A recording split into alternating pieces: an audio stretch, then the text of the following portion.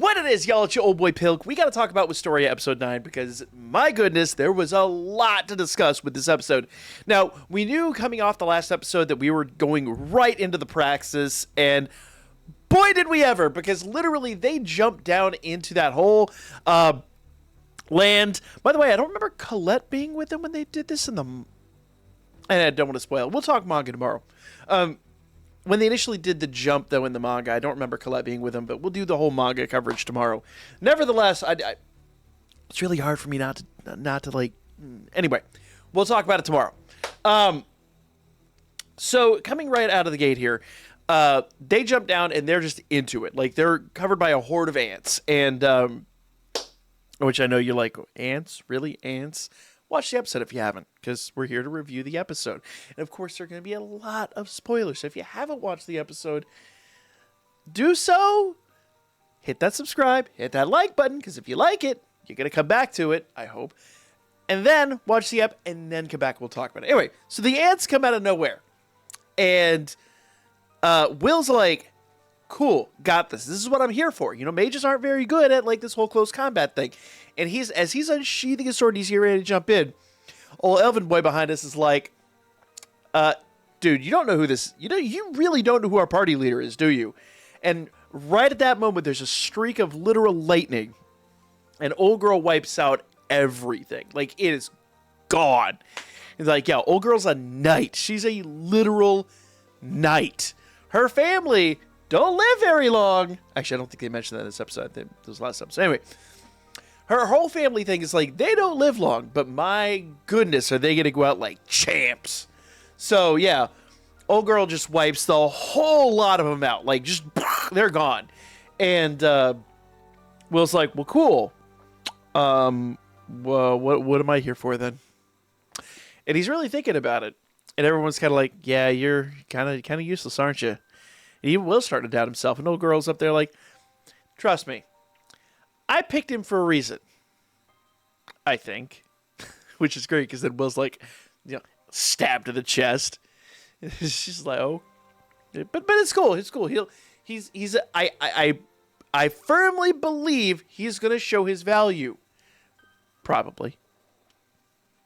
And most absolutely, certainly, maybe... when we get to the high-level monsters, he'll be a potential value. You know what? I'm gambling on old boys, basically what she said. And, yeah, obviously this is a big ego crush to Will. Everybody else around there is like, laggard. So, which we'll get to in a minute. I love that reveal. The reveal was fantastic. Oh my god, this world is so brutal. So, nevertheless, as they go down to the dungeon, yeah, she's just like, look, there's this one monster, basically Cerberus, and he's worth more points than anything. We find out that basically he's worth 110 points.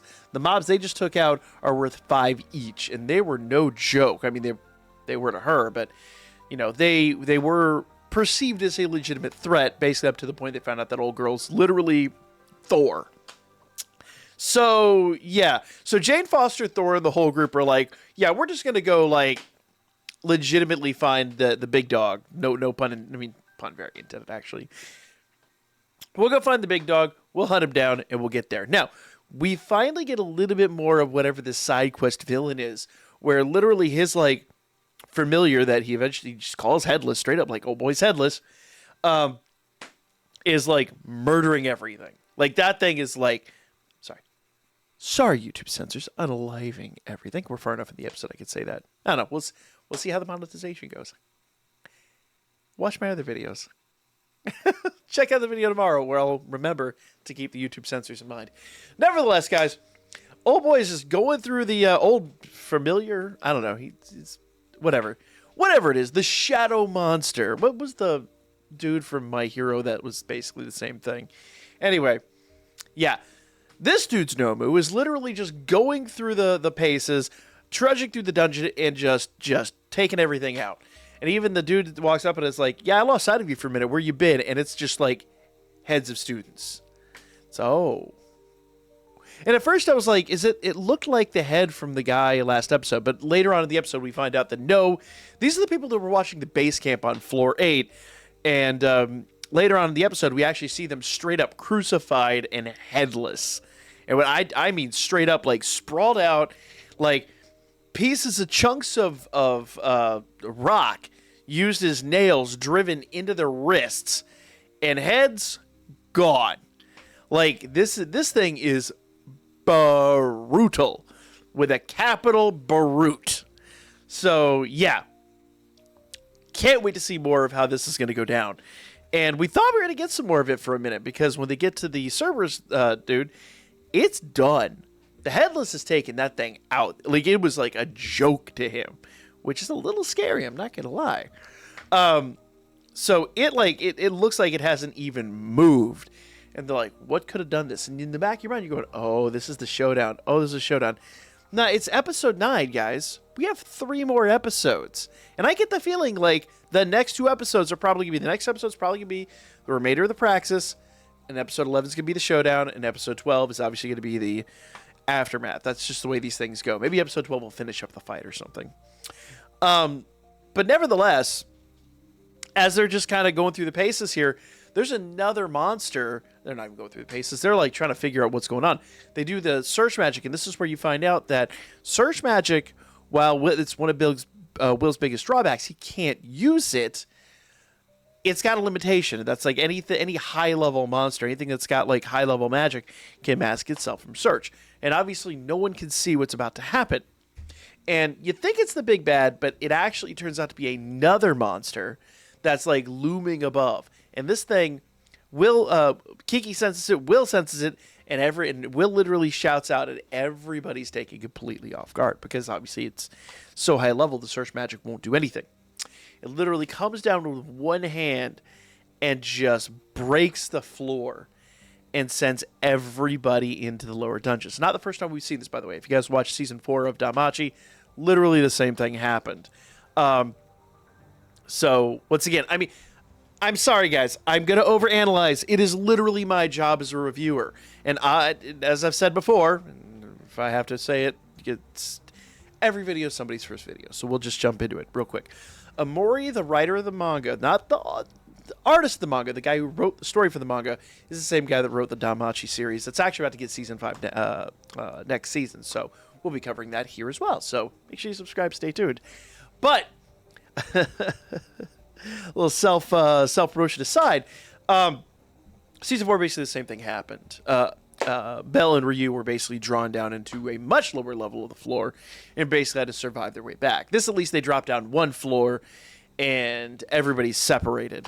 And Will even mentions, he's like, dude, we got to get back together. Like, they will last 24 hours, absolute tops. And that's impressive, because everybody here is like top of their class. Like, this is the absolute tippity top of their class, which is actually interesting for him. Remember, he's the one who won the he's the one who actually won the tournament. So as we move on, well, the elf dude's completely knocked unconscious. Will was told earlier in the episode, don't touch him. He's an elf. You don't touch him. And of course, Will did it anyway, but he did it also to save his life. So, commendable moment. And as all this is going down, they're falling. Will literally grabs him, shields his body. They land in a heap, and old boy's unconscious on the ground, and his arm, his left arm, is just bleeding out. And they get attacked by a couple mobs, and Will is able to dispatch him pretty easily. But you get a little flashback, and this is what I love about Omori's writing, is because this dude has been building himself up as the most benevolent. He's the one who actually was almost above everybody else there, kind of giving Will a chance. And at the beginning of this episode, he's like, I still don't, you're not on my level, don't touch me. And obviously, Will saved his life, and dude doesn't know that. But as you kind of start to see, okay, this guy's got a chip on his shoulder. And when he comes back to consciousness, now he's full on antagonist mode. But also, while he's out, you kind of get a flashback of his childhood. You find out that the elven girl was actually the elven queen, who's the Magia, and essentially he had, by elvish standards, very little power. And so as punishment, she took his left arm. She just... So it makes a lot of sense. If you really go back and look at it, I had to go back and look at the first few episodes. He, as far as I was able to perceive, never uses his left arm. Which is a great, subtle little, like... I love that. I love those details being built in to the early part of the story with these great big reveals. Now, obviously, now they're basically covered up, and Will happens to sense that there's more mobs coming. And as they start to close in, you find out that these are some kind of a basically dungeon boar. And old boy's like, I don't have time to do like a defensive move, so he throws up an illusion. And Will's like, hey dummy, they ain't got no eyes. Like look, they're blind. They go by sense of smell alone. So obviously the illusion does nothing. And he goes through it. Thing I forgot to mention is earlier in the episode, they did set up base camp for a few minutes, and it was actually set up for this moment where he uses an illusion spell to trick the other monsters in the dungeon from not attacking him while they're resting. You also set up the rations there, and that's how Will finds out that everyone's going to last 24 hours, because he's like, everyone has just enough rations to live for a very short duration, and mobs are super powerful down here and all this stuff. I did kind of, skip over that, but I mean, we're going to skip around the episode. Otherwise, I'm literally just going to retell you the episode with as much as you'd probably, I don't know, I'm not going to toot my own horn, but I like to think of it at least somewhat entertaining. But nevertheless, my ego aside. So, obviously, the boar thing is just like, what? And just comes in for the kill. And the unalive. YouTube censors. My apologies. So, thing just is like straight up ignoring his illusion. And Will's just like, that thing's blind, dude. And then cleaves it in two. And that's pretty much kind of where the episode kind of sort of leaves off.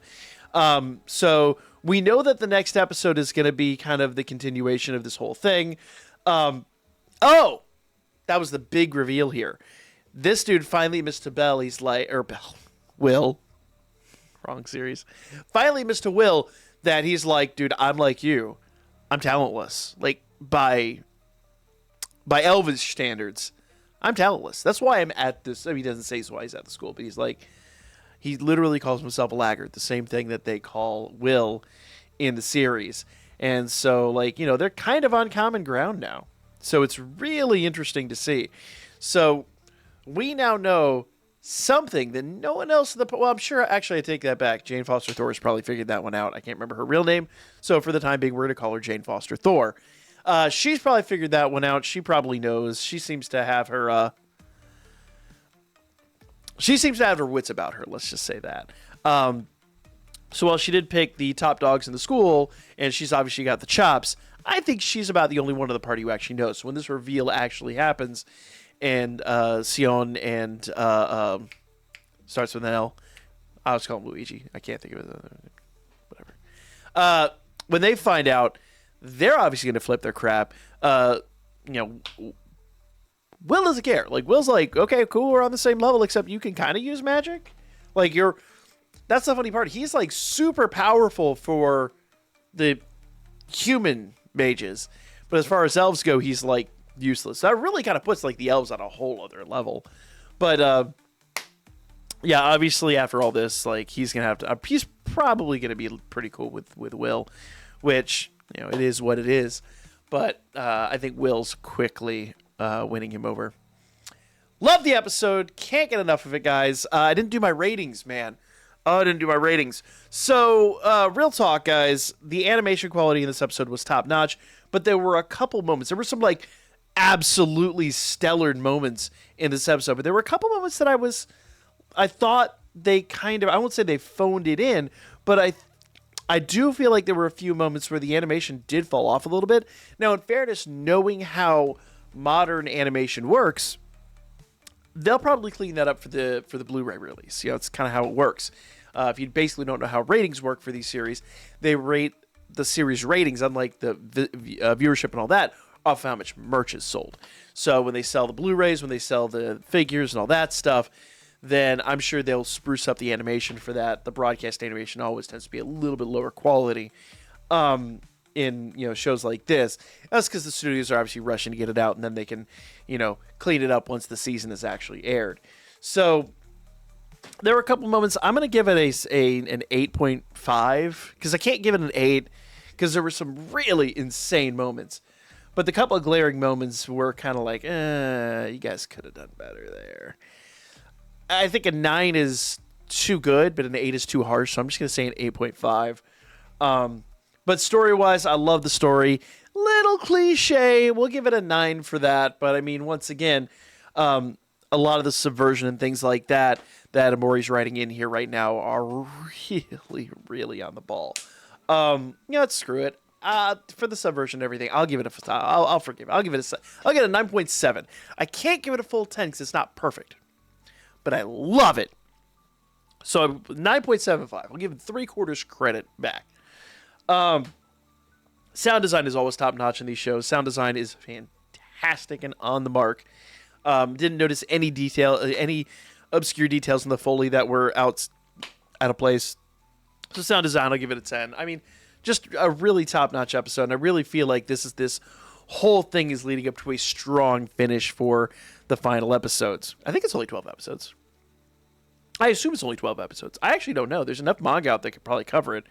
But they probably don't want to get too far ahead of themselves. Usually series like this go 12 episodes and they'll break for a year or two and come back with the next season. So who knows? But nevertheless, guys, fantastic. Tomorrow we'll break it down, actually compare the manga proper. But I really loved it. And if it's any indication how much I loved it, I forgot to do my episode reviews, my breakdowns until the very end because the episode was so good. Anyway, guys, like, comment, share. I'll be back with more coming up here real soon.